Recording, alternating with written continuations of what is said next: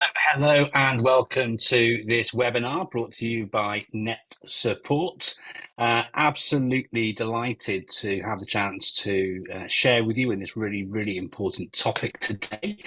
I'm really delighted that we've got two people that I've known for a very long time who really are expert in the topic of cybersecurity that we're going to be talking around in our topic today. The first of our two guests, and I'll introduce them briefly, but I'll give them the opportunity to sort of share more about their experience. But they're people that I know and trust, and like all good people in education, they sort of keep young people learning and the sort of data privacy and security of those young people in the contexts in which they both work at the forefront of their minds at all times. I know myself as a school governor, alongside all of my work with schools and the products we sell and support schools with here at NetSupport. So it's a really important topic, high on everyone's agenda. We'll definitely be diving into the cybersecurity standards shared by the Department for Education as well during the course of this conversation today. But it gives me great pleasure to welcome onto the webinar to share with you today our two experts. The first of which is the IT Director at Newham Community Learning, Mr. Abid Patel. So welcome to the webinar, Abid. Really delighted to have you sharing your expert knowledge and advice during the course of the next hour. And if you do want to connect with Abid on social media, Abid_Patel on X, formerly known as Twitter. And I'm sure he'll sort of share other socials and bits and bobs during the course of the conversation today. But just like our other guest, who I'll introduce in just a second, always happy and willing to share. As someone who works in IT, he'll recognise the anecdote here in the same belief, really, that the network is definitely more powerful than the node when it comes to sharing and having conversations about how we can move things forwards for our young people. Welcome, Abid. Thank you for joining us. Thank you very much, Mark. Yeah, it's great to be here. And I think everyone who's known me online for a while knows how passionate I am about all things IT in general, but especially cybersecurity in recent times, just with the ever-growing threat landscape, as I like to explain it and describe it as. Yeah, no, absolutely. Abid, I did give you a very brief introduction. Could you tell us a little bit more about your experience in education, please? Yeah, so this year I'll be seeing in my 20th year in education actually. Feels scary saying that. And I'll be this April I'll have done 10 years at my current place. So I am the IT director at Newham Community Learning, which is a relatively new trust, and but we merged with another trust in September 2022. So I now lead across the IT uh, across that, and yeah, just generally all things digital strategy, digital transformation, change management, IT, cybersecurity, you name it. We always like to have a joke. If it has a plug, it's our responsibility. And very much the plugs have moved from being in front of your face to all over the place now with cloud technologies and stuff. But forever evolving landscape of IT. Yeah, it is a fast-paced and fast-moving beast, isn't it? It's hard to keep track of everything, which is why we here at NetSupport do try to provide plenty of webinars and support. If you are looking for some thoughts around other things to do with technology, please do check out our resources at netsupportsoftware.com. We've got a plethora, a cornucopia, a smorgasbord of resources. I think my thesaurus stops at those three that can help you in all manner of things to do with teaching and learning and leadership with technology. So please do check those out. I'm really excited to welcome our next guest onto this webinar. This is Gary Henderson. He's Director of IT at Millfield School. He's been there a fair while. I'm sure he'll tell you how long he's been there for.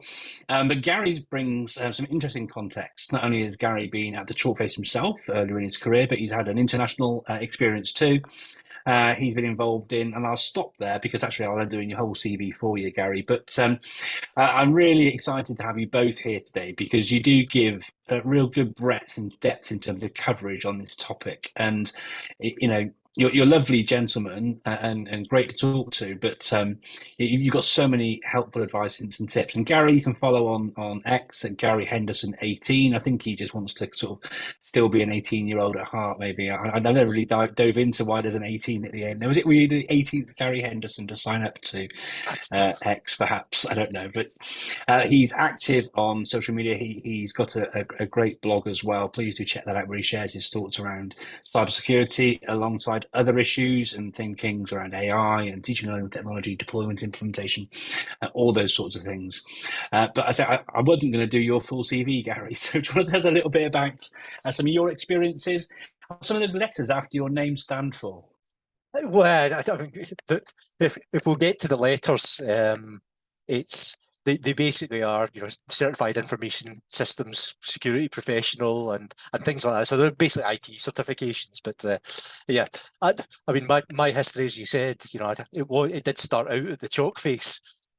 Basically originally as a secondary school teacher before moving to the, you know, the FE sector, teaching kind of computing and IT at the time, before a stint moving to the Middle East and working, you know, out in the United Arab Emirates with international schools out there, including kind of supporting the IT set up in new schools. And that's where I sort of moved from the teaching and learning side more to the IT side. And now I'm basically the director of IT of at Millfield, a large kind of co-ed boarding school in Somerset.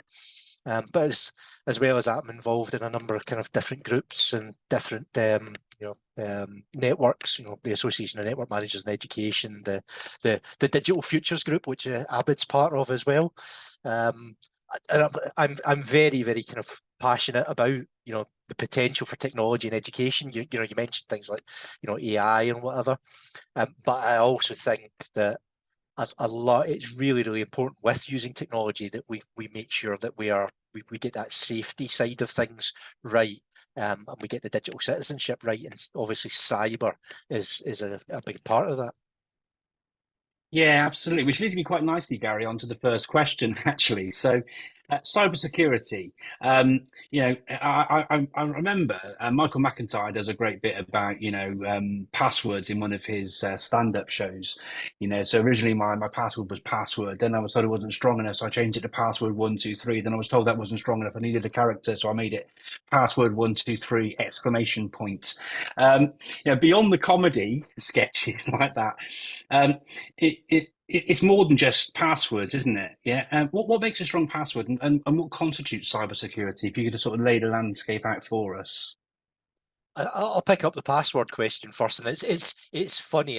You know, I've either played that Michael McIntyre video in sessions with staff, or I've just basically used the kind of script of it. And the number of people that stick their hand up, and you see the look in their face as they realise, yes, my password is that simple, and yes, the number is a number one, and it's at the end, and the special character is an exclamation mark. You know, the realization for people that is the case. It's funny because it's so true.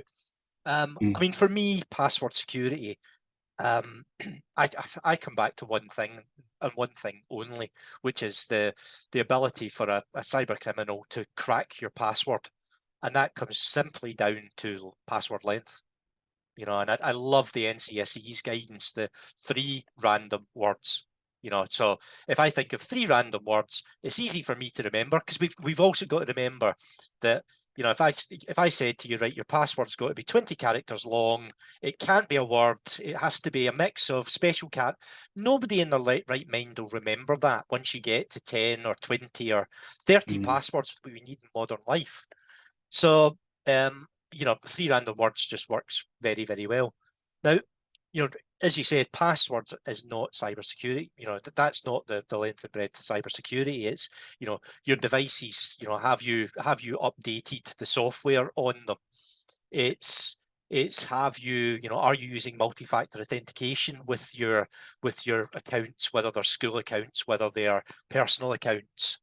You know, I also think it's things like, one of the things I say to students is, stick a hand in the air if you've stopped using an app and you've just deleted the app. And, staff and students will say yes. And then I say, well, okay, you've probably not deleted the account. You've deleted the app from your phone. That data is now still out there. So if that company gets breached, your data ends up on the internet. Delete the accounts. If you don't need the accounts, delete the accounts. Use password managers. There are a number of aspects to cybersecurity. Passwords is an important bit of it, but it's not all of it.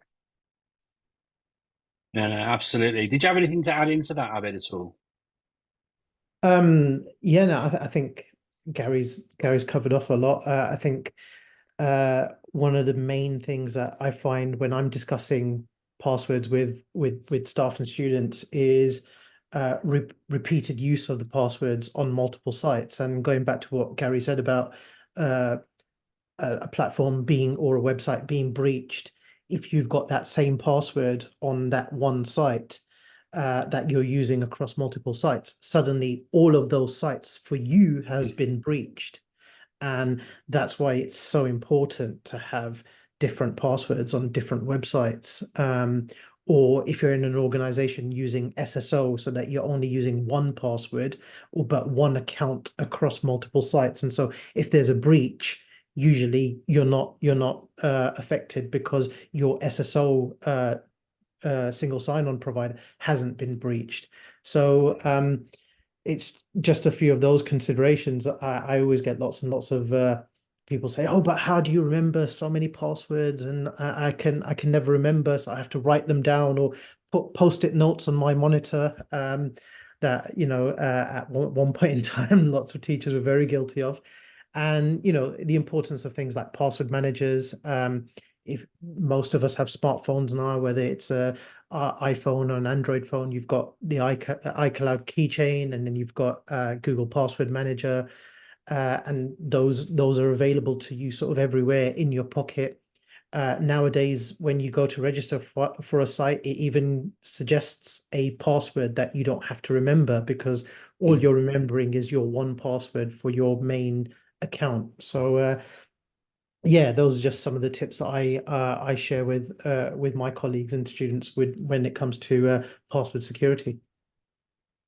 Yeah, thank you, Abid. And I mean, you mentioned sort of things sort of linked into over-the-shoulder attacks and stuff there with the post-its on you stuck around your monitor. But we'll jump into a question about that later.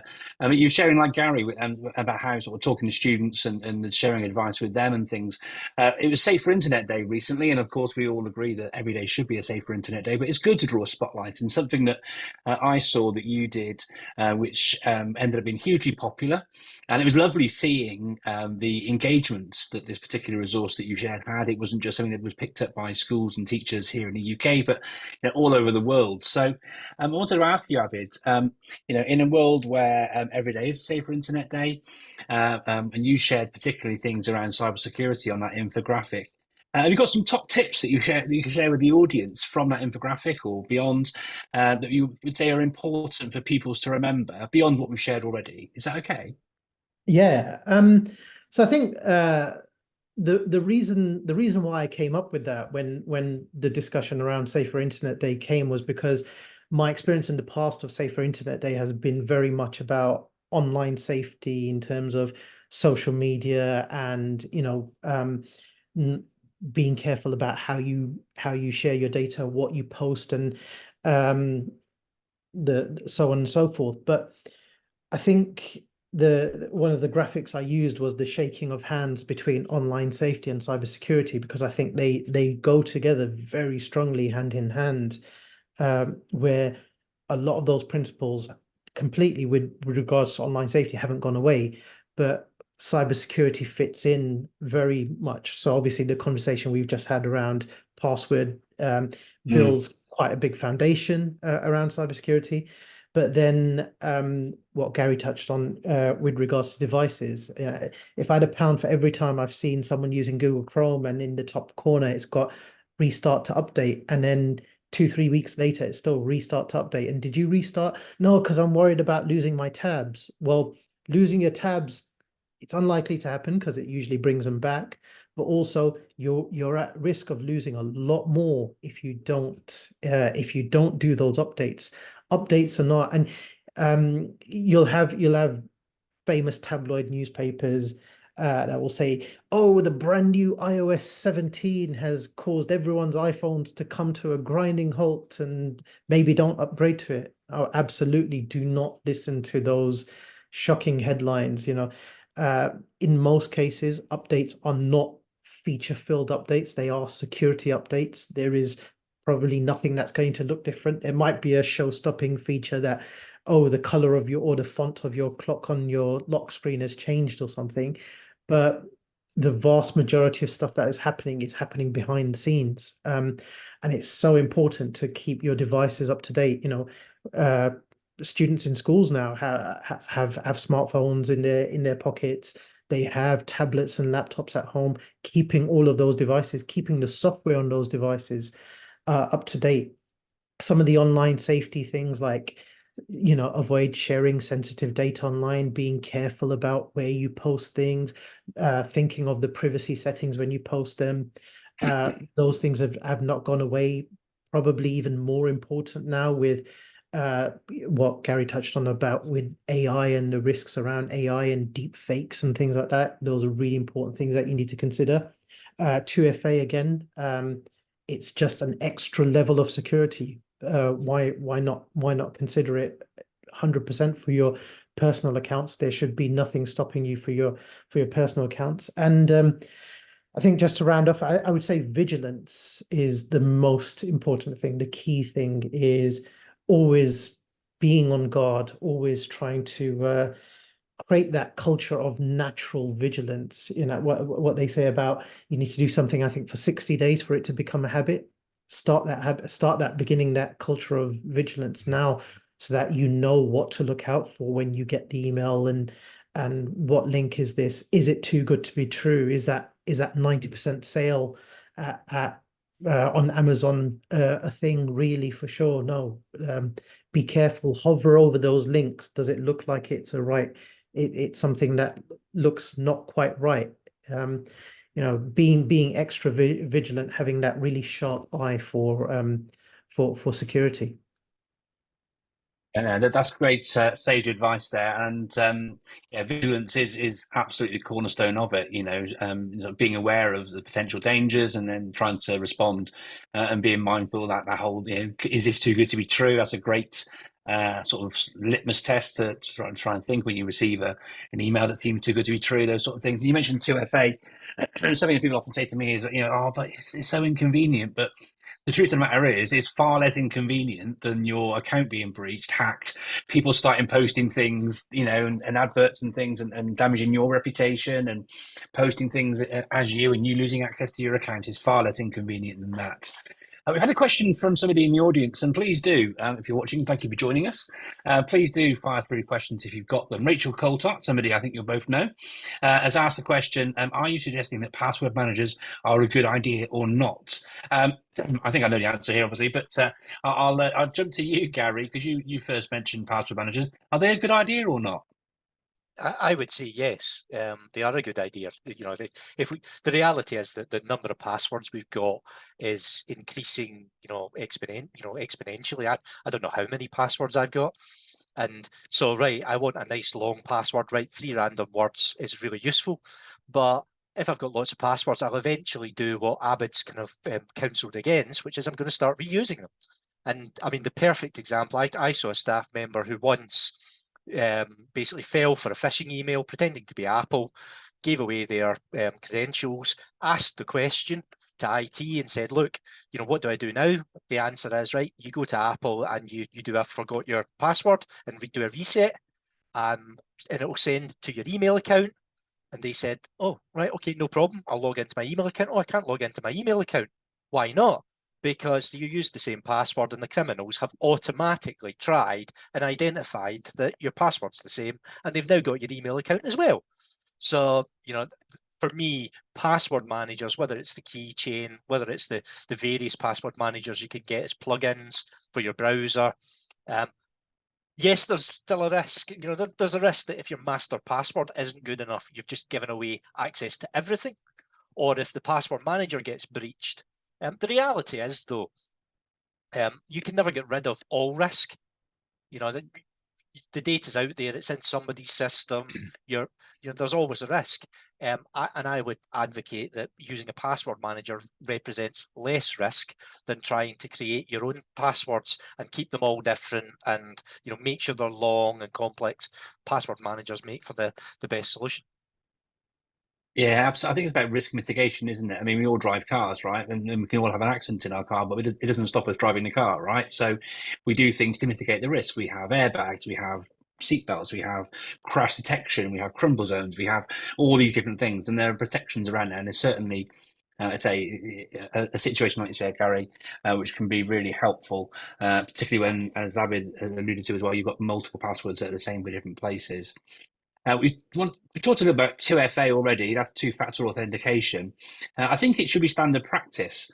But just to be clear for our audience, and from some of the chats I've seen already, we clearly have got quite a conversant audience in technological phrases and these sort of things. But I'm still surprised with the work I do when I visit schools, how many people don't actually know what 2FA is. So, Gary, could you just unpick what it is? And what it's for, and why it's important, and some of the ways schools can make 2FA work? Yeah, I mean, the answer, 2FA or sometimes, multi-factor against authentication, so MFA, it's just about adding another factor so that it's not just a password and, your credentials you're using to log in. There's something else, a second check, and that could be, something biometric, something you are, so, facial recognition, thumbprints or anything like that. It could be something you remember, or it could be something you have. So it could be a trusted network that you're accessing. With Microsoft, that's what's called conditional access. So you might have it such that students with weaker passwords have to be on site to log in. They can't log in from home. So therefore a criminal couldn't log in. That's an additional factor. The most common additional factors are that, with the banks, we see it, the one-time passcode, you get text. So you type in your username and password, you then get the one-time password, which you then confirm those 2 bits of information. So that makes it a bit more difficult for criminals. Or you might have, an authenticator app, and there are various of those where you basically, again, you use your username and password, you then get the app asking you to confirm that it's you. But the idea is that the criminal might be able to guess your username and password. They might be able to phish, send you a phishing email and get you to accidentally disclose your username and password. But they won't have that additional thing. They won't have your fingerprint. They won't have the app that's on your phone, or they won't have your phone number to receive the text message.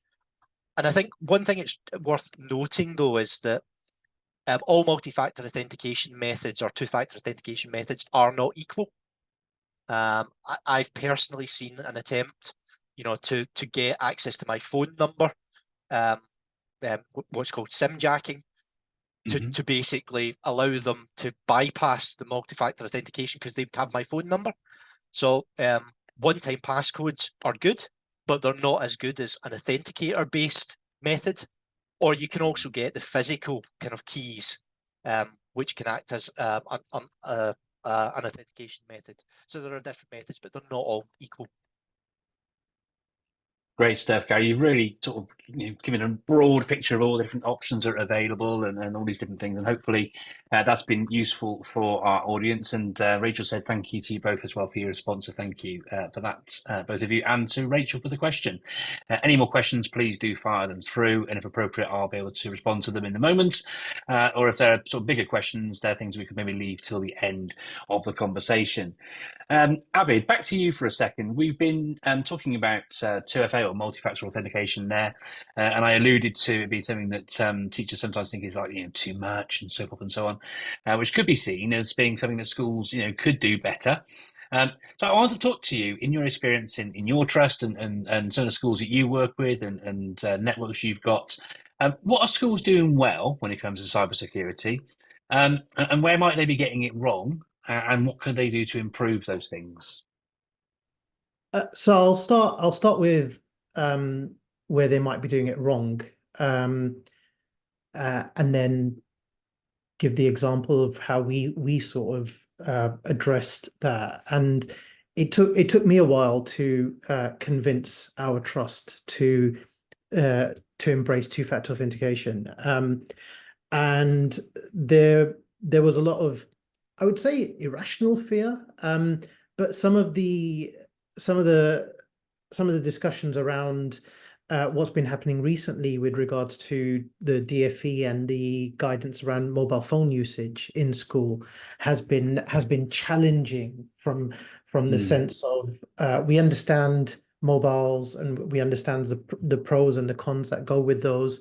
And so sometimes schools apply sort of like a blanket block on mobile phones, whether that's for students, sometimes even for staff, that staff must not be seen with a mobile phone around students and stuff. And so it adds a huge limiting factor to the capability to be able to enable 2FA, because suddenly you've not got access to a mobile device, and you've not got access to get those 6-digit codes.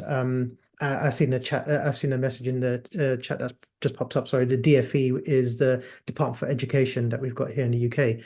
And so there's a lot of conversation to be had with regards to, how do we make 2FA less of a barrier in schools, and how do we make sure that the importance is that we secure our systems and we secure our data. I tend to turn to things like analogies to say, think of, we've seen the videos on Instagram and TikTok about someone using a butter knife to get through the double glazed dooring. It's not very secure at all. Two-factor authentication is like double locking the door, right? It's adding that extra layer, and then on the second door putting the padlock on, and those sort of things. And that leads me on to sort of where some of the schools are doing well. So when we had those challenges in our school as to how do we, okay, fine, we get it, Abid, we see the advantage of 2FA, but we're still not sure how to do it because we're not feeling comfortable with staff using their mobile phones, and so we're not entirely sure. We and Gary alluded to it. We used the YubiKeys, the physical keys, and I think where it comes in, where these things are really strong, is because they're probably one of the strongest methods of two-factor authentication that are very hard to crack, and so whilst it is costly and an awful lot of members of staff lose them, it's it's a good thing that we're implementing these kind of technologies in school and building that culture of understanding two-factor authentication. I know that there are a lot of conversations on social media about, oh, I've been asked by my school to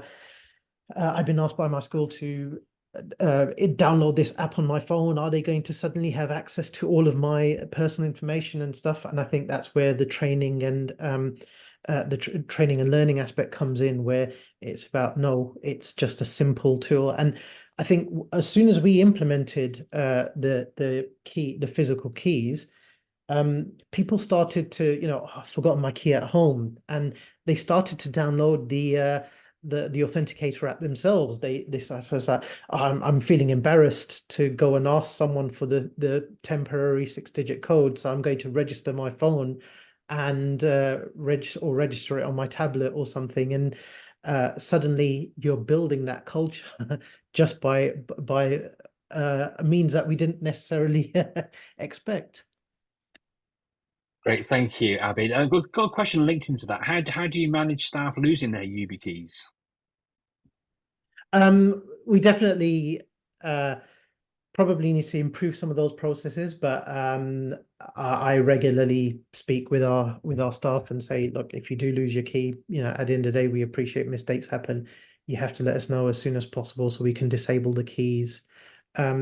Thankfully, the biggest thing was, oh, can I not just give my key to someone else and they can log in? No, again, the training aspect, the keys don't work like that. And so yeah, there's a lot of training and development that you need to do with the staff to at the end of the day, it's a key, right? Do you you look after it just like you would your house key, right? Just like you would your car key. We understand the dangers behind losing those, and people potentially having access to our property, our car, and stuff like that. You have to think the same way about these things. You have to think that, this might be your work YubiKey, but what if it was your personal YubiKey? Suddenly, if I got your password and then I got that key, I have access to all of your digital life. And that's one of the things that I've mentioned, that I had someone come to me and say, "Oh, Abid, you work with Google a lot. Is there anyone who can help my friend who's lost access to their Gmail account, and suddenly they can't log into their Netflix and their Facebook and their Tesco and their all of their other social platforms and stuff?" And I'm like, no, it is extremely important to keep those digital accounts secure, for that very reason, that you have that horrible knock-on effect. Yeah, no, absolutely. Thank you ever so much, Abid. I can see another question related to the YubiKeys, and I think it's a sort of broader cultural question. Chris Moore, thank you for that. I'll come back to that question later on, because I think we might sort of tap into some other areas around culture from some of the other questions we've got lined up for the webinar. So I'll put that in a holding pattern for now, Chris. Gary, we talked about digital attacks. We talked about the ways in which multi-factor and two-factor authentication can help with that. But sometimes, actually, criminals can be quite clever in a real IRL, analog kind of a way. We talked about people who leave their post-its on their monitor with their passwords on, and we mentioned the idea of over-the-shoulder attacks. There are other such things as tailgating. Tailgating, if you don't know, is where somebody dressed up as a DPD or whatever other delivery services are available, sort of driver follows you in, comes through, doesn't have to blip in with their pass and those sort of things. How do you protect against those sorts of issues, Gary? It's just an interesting one, because it highlights that, and if you look at kind of phishing emails, for example, it highlights that actually it's easier to hack human habit than it is to hack the technology. So the person with you might have RFID kind of on your door locks, electronic door locks. And so it's far easier just to be walking behind someone. Oh yeah, I'll just hold the door for you. And people do that, and it's habits. The thing about those habits, it's for me, it's very much about the education piece. Technology, we're not going to install kind of kind of person traps where only one person can go through a door at a time. If you've watched TV series like Spooks and things like that from yesteryear, where you've got that where the person goes into a tube, it opens, they come out, the next person goes in, one person at a time. You're not going to do that. It's too expensive. It's too slow. It's about awareness. It's about people considering, have they got passwords pinned on a note? Do they leave their device unlocked? Do they talk loudly on a train about things going on in the school? It's about those human habits and being aware of it, and then thinking, is that that's something I need to be conscious of. I mean, it's funny, we actually had some ethical hackers in. We did school penetration testing. We get an ethical hacker in and that's what he was saying to me. I was having a conversation. He said, yeah, in my bag, I've got a whole set of different coloured lanyards. So I can look at that organization, because he does more than just schools. That organization, they've got a red lanyard. I'll stick one on. It doesn't have the name of the organization on it, but it's red. That'll be enough to confuse people. I've got my high-vis jacket, because high-vis jacket and a clipboard, people will believe me, and I can wander around site.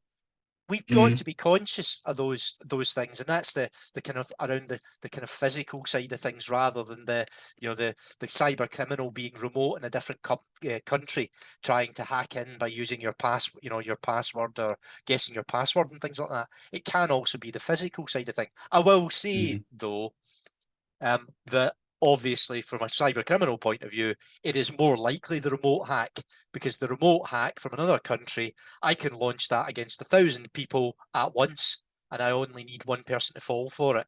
wandering into an organization, a school, for example, that's one place, one time. So that's a bit more targeting, a bit more kind of effort. It is absolutely, and I think it comes down as well, Gary, to the V word that we were all using before of vigilance.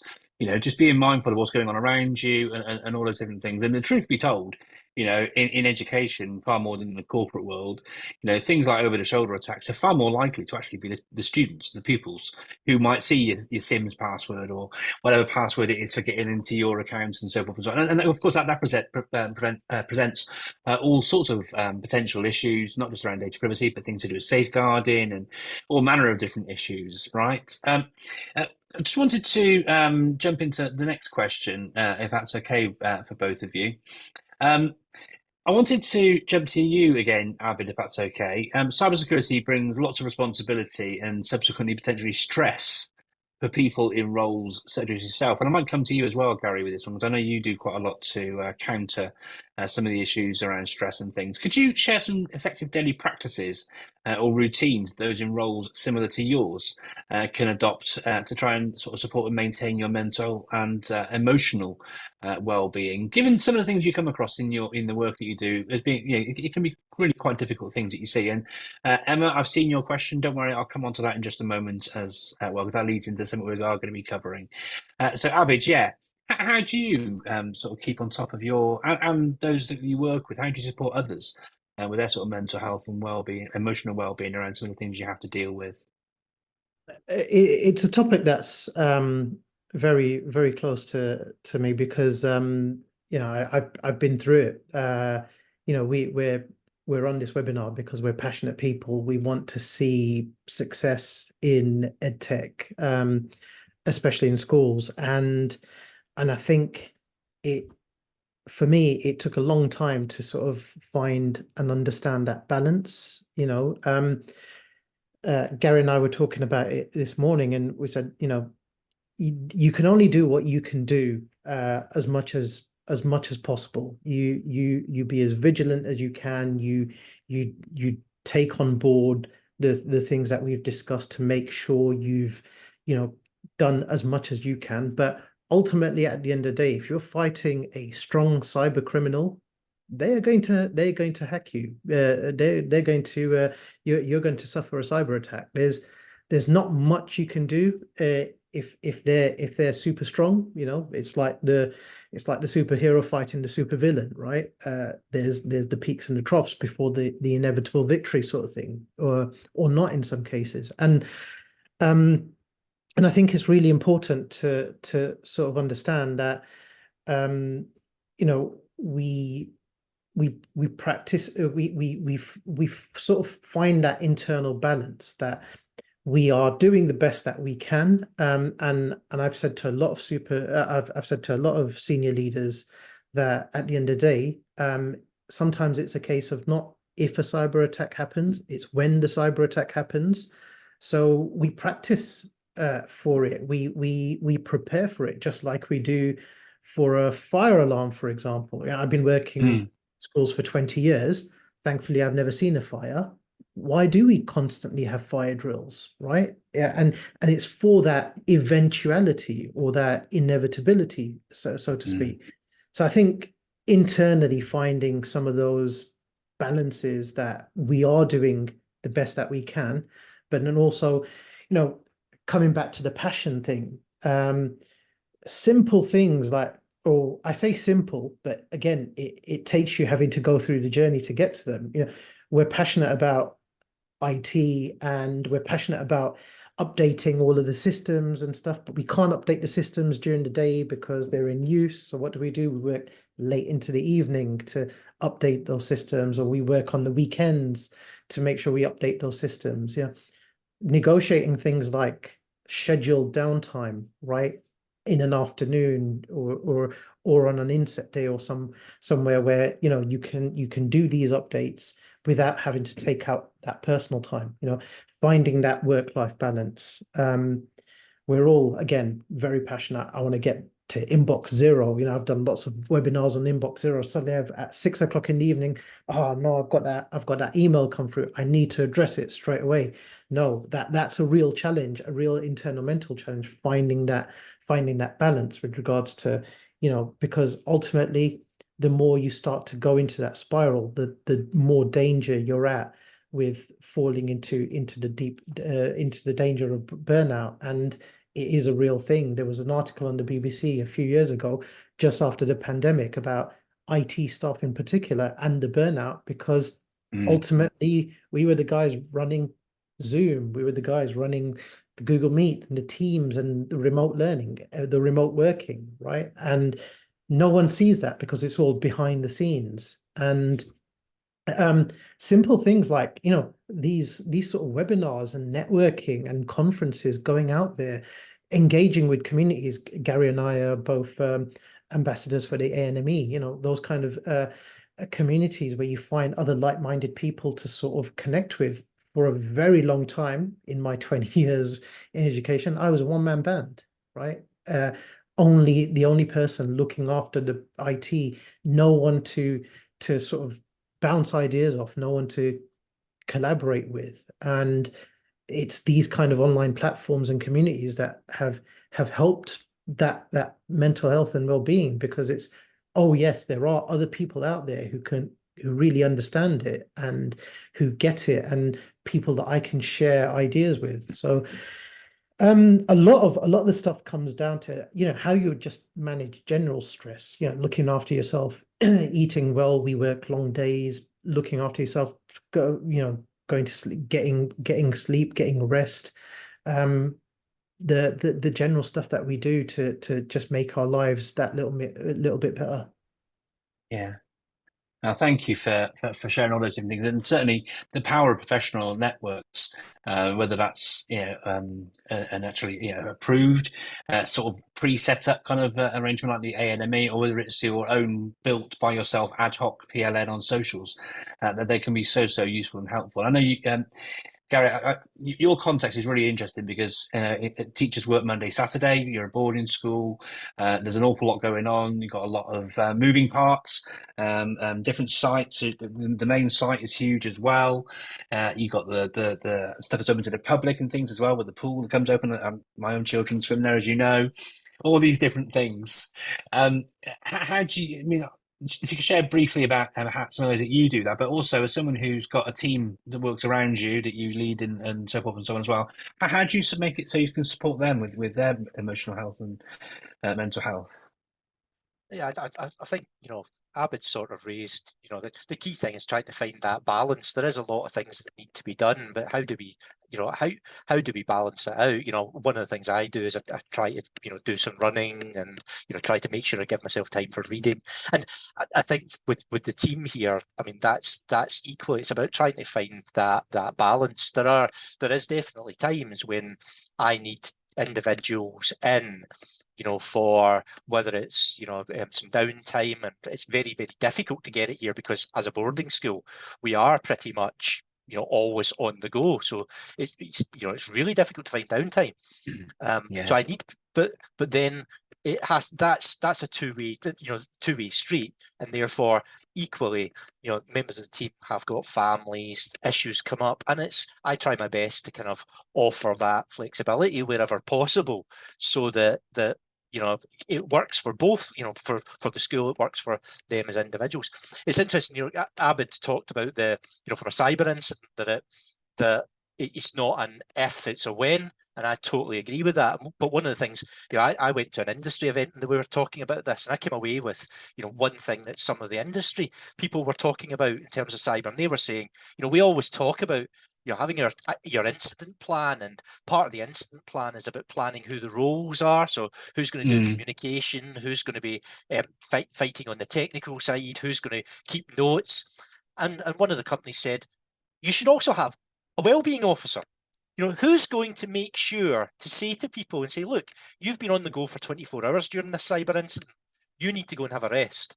Or I've noticed you've not had anything to eat in the last 12 hours. Look, here's a sandwich that I've gone and got.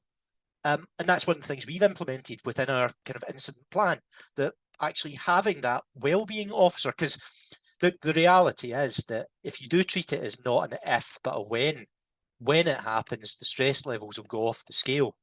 There's just no two ways about it. Yeah.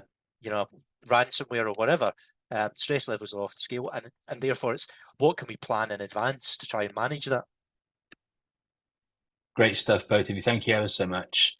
We're getting loads of questions flying in, but I'm keen for us to keep to our structure a little bit. And the next topic sort of ties in something that Emma Darcy, friend of all three of us, shared. So a little wave and shout out to Emma joining us. Thank you for joining us, Emma. She's talking about AI, and of course, it wouldn't be a webinar in 2024 where those two letters didn't come up somewhere. Question for both of you. AI brings us plenty of opportunities for learning, teaching, workload reduction, all of that. But with great power comes great responsibility kind of a world. When we're using these tools, it obviously gives us increased risks around safeguarding, data privacy, data protection, of course, cybersecurity. How can schools prepare for increasingly sophisticated attacks that might be supported and driven by AI? And I'm sure they have been for a long time anyway, right? But beyond what we shared, is it more of the same, or are there other things that we can think about? I would definitely say, the threat landscape has definitely increased exponentially through AI. When ChatGPT sort of first hit popularity in, I think it was October 2022, there were lots of reels on Instagram and lots of videos on TikTok about people literally asking ChatGPT to create an exploit to hack this website, or can you find all of the exploits on this particular website and then write a script to then target those particular exploits. So I think since the AI has kind of blown up, I think it's been even more important to keep on top of those safeguards in terms of making sure we're updating our systems, keeping everything safe and secure. Going back to the basics, really, looking at things like, for example, where we're storing our data. Where is it stored? Is it in the cloud? Is it on-premise systems? But again, being everything sort of always comes back to the V word, as we're calling it, isn't it? The vigilance. But also, I think there's a huge excitement around AI, and there's a huge excitement around using all of these tools, and we want to engage with them and see how we can then leverage those to use it within our schools and to save staff time, reduce staff workload, but also use it with children. And I'm starting to gain a reputation for being that guy in my school where it's like, that's great, let's use it, but first, have you read the small print? Have you read the terms and conditions? Do you understand the data implications? I was just having a conversation today about an AI strategy we're working on. One of the things is the first thing, when you talk about AI, all of the recommendations always come out with the definition about AI, and the definition that you get when you search Google or even ask the AI itself is, simulation of human thinking. And no matter how great or how mind-blowing the AI might be, it's not a human. So where is it coming? Where is it generating all of those results from? It's generating the results from what it's learned from the usage of our data. So do we know, when we're engaging with these systems, how much we're actually giving away? And it is a laborious task, sifting through the pages and pages of small print.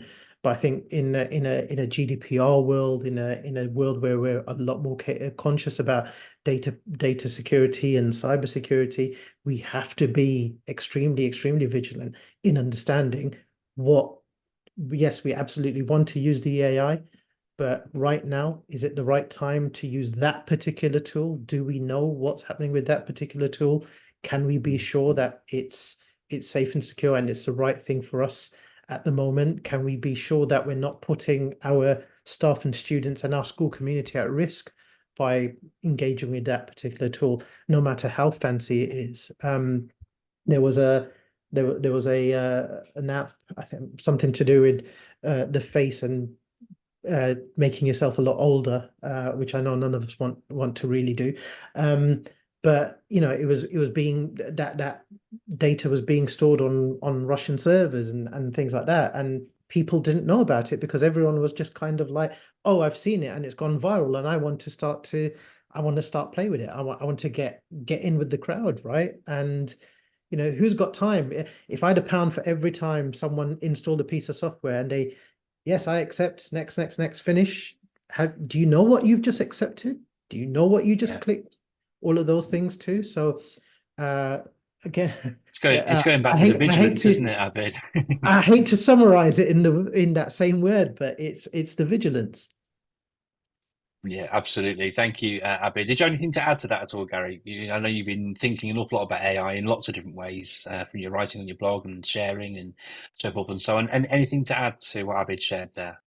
Yeah, I mean, Abid rightly highlights the kind of data protection risk and the vigilance side of things, in that, you know, using AI, the attacks can look more convincing. I think we also need to kind of consider, what about the attacks against AI? So in other words, what if, you know, attacks are, you know, targeted against an AI used by schools in order to poison the AI to give us biased results, to favour a particular gender, race, ethnicity, or there are lots of risks around that, and I think we've also got to consider that kind of side of things. And we've seen, obviously, some interesting kind of discussions recently in the news regarding kind of bias within the AI systems, and you know, some of that can be accidental, like in this case. But what if it is a criminal actually trying to poison an AI solution to a given malicious ends? I think we'll see more kind of examples of that. There's a great one from years ago. It was the guy basically poisoning Google Maps by walking around his street with a trolley of mobile phones, because on Google Maps that showed up as a traffic jam, and therefore Google directed all the traffic around that particular street. That's one of the examples I used to illustrate, you know, how easy that might potentially be to influence how an AI responds. Yeah, no, absolutely. And there's so many things to think about. I'm mindful, gentlemen, that we've got just 8 minutes left on this, and there's still things to cover. So I'm going to just pick on you, Gary, this time, if that's all right. And if there's a little time left at the end, maybe you could jump in around the digital standards. DFE, it was Sarah who asked earlier, not knowing who the DFE is. The UK government released their digital governance standards, digital standards for schools in the UK recently, and there's a cybersecurity strand in there, isn't there? Both of you, we talked a little bit about it before we came on air. How far do you think these cybersecurity standards go? We talked about the draft, sort of redraft of them, which has been shared sort of relatively recently as well, and they're doing a call to action around it. Yeah, is it a goal? Are those cybersecurity standards in there a gold standard, or could they do more? And where should they be sort of aiming things, Gary? Do you think? I think one of the things I'd sort of say is that I'm not sure there is a gold standard, to be honest, because that sort of suggests you get to that standard and you're done. And in cybersecurity, I don't think you're ever done. So, you know, I think my view is that they're there, their guidance. I mean, what was before the digital standards? Nothing. So having those cybersecurity standards is really, really useful. At least it tells you some of the things that are worth looking at. It covers some of the clear basics that we've talked about. Things like MFA. It covers things like patching of systems. Including your devices. It talks about the least privileged access and things like that. Those things, those basics are so important for schools. If we mentioned AI just there. AI, you can get AI solutions to help defend, but a lot of those solutions are quite expensive and therefore maybe not something schools can do. So therefore, look at the standards.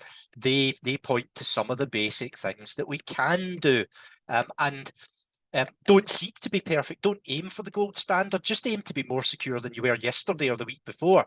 That it's a constant move. It's a constantly moving target. Just be constantly moving with it and in the right direction. And I think that's the best we can all do.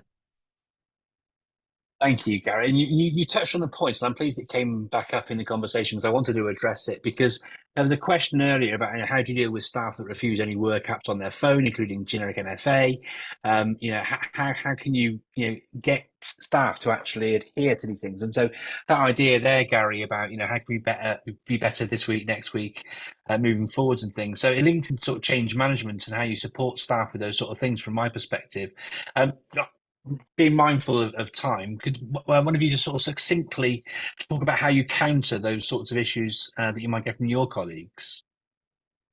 Perhaps Abid, if you wanted to jump in with that one. Uh, Again, I think it just comes with regular training and professional development. And I think there was I don't know if I saw a question with regards to are we doing enough in schools? And I think the answer is probably no. I think there needs to be a lot more understanding that digital is probably one of the most fundamental things that controls our lives nowadays, both from a work perspective and from a home perspective.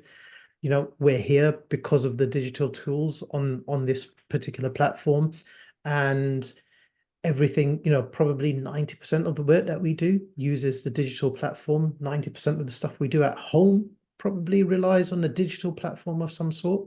And I Yeah. think it's more about engaging.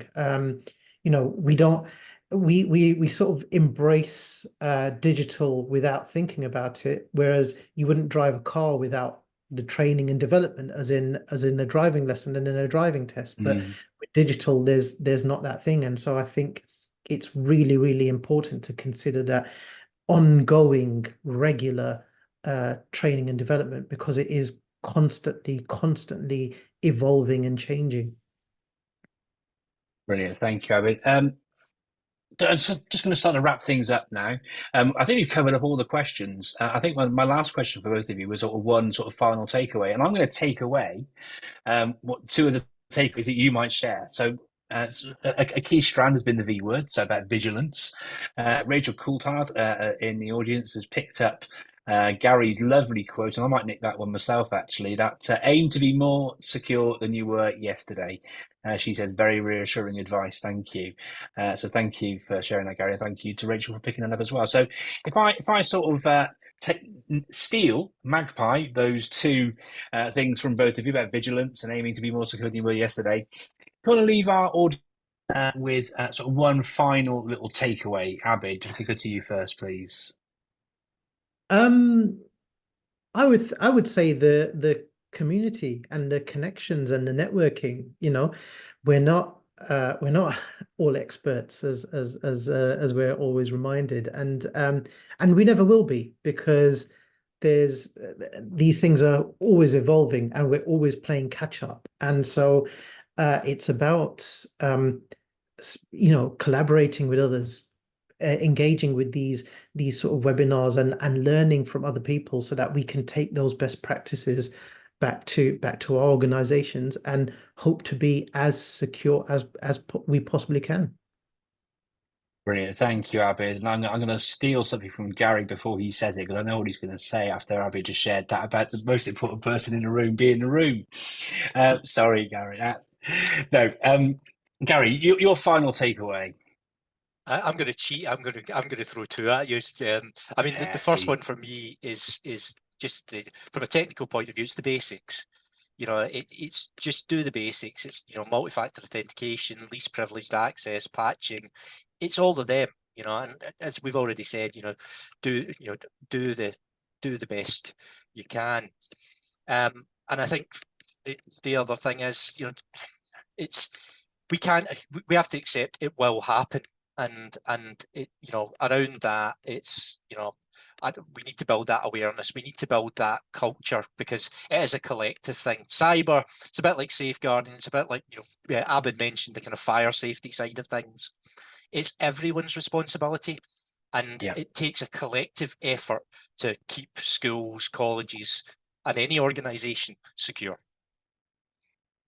No, absolutely. Like many things, from EdTech deployment to introducing a new school uniform to school behaviour, it takes a village, doesn't it?